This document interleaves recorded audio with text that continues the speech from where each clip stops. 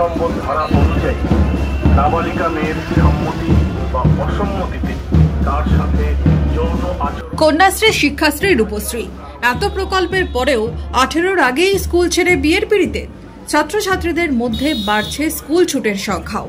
মুর্শিদাবাদ জেলা প্রশাসনের পরিসংখ্যান বলছে, গত 5 মাসে 1000-এর বেশি বাল্যবিবাহ রোধ করা গেছে জেলায়। যদিও তারপরেও থেমে নেই এই ব্যাধি। প্রশাসনের চোখকে ফাঁকি দিয়েই চলছে অপরাধ।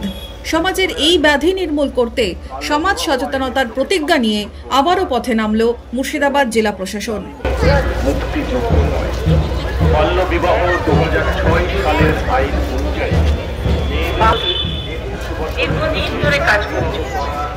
গত 5 মাসে আমরা 1000-এর অধিক বাল্যবিবাহ আমরা রোধ করেছি, কিন্তু এতে আমাদের আত্মতুষ্টির কোনো জায়গা নেই। এরপরে অনেক বাল্যবিবাহ হয়েও যাচ্ছে। প্ল্যাকার্ড হাতে বহরমপুর শহরের রাস্তায় স্কুল পড়ুয়া থেকে অভিভাবক, স্বেচ্ছাসেবী সংস্থার কর্মী থেকে আশা কর্মীরা। উদ্দেশ্য একটাই, বাল্যবিবাহের মতো সামাজিক ব্যাধি এই সমাজ থেকে দূরে রাখা।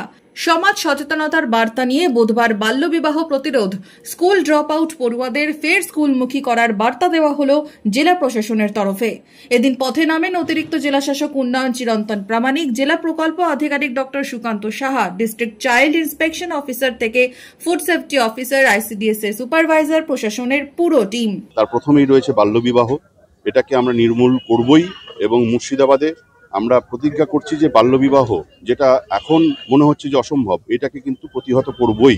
এদিন কালেক্টরেট অফিস থেকে শুরু হয় পদযাত্রা। বিভিন্ন ট্যাবলো সহ একটি বর্ণাঢ্য পদযাত্রা শহরের বিভিন্ন এলাকা পরিক্রমা করে। অতিরিক্ত জেলাশাসক চিরন্তন প্রামাণিক আরও জানিয়েছেন, সমাজের ব্যাধি নিরাময়ের সাথেই পরিষ্কার পরিচ্ছন্নতার উপরেও নজর রয়েছে প্রশাসনের। কিচেনটাকে, আমার রান্নাঘরটাকে অপরিষ্কার রাখবো, গ্রাহকদেরকে নোংরা খাবার তুলে দেবো, এটা কিন্তু করা যাবে না। তো সেই জন্য আমরা ধারাবাহিক ক্যাম্পেইন করছি, আবার শুরু হবে আজকের থেকেই ধারাবাহিক ক্যাম্পেইন। সেই নিয়ে একটা সচেতনতা বার্তা রয়েছে। এছাড়া স্বচ্ছতা, যেটা একটা বড় ইস্যু, মুর্শিদাবাদ জেলায় বহু মানুষের বাড়িতে এখনো পর্যন্ত টয়লেট নেই, সেই নিয়েও আমাদের আজকের এই programme. Bureau report, imagine community media.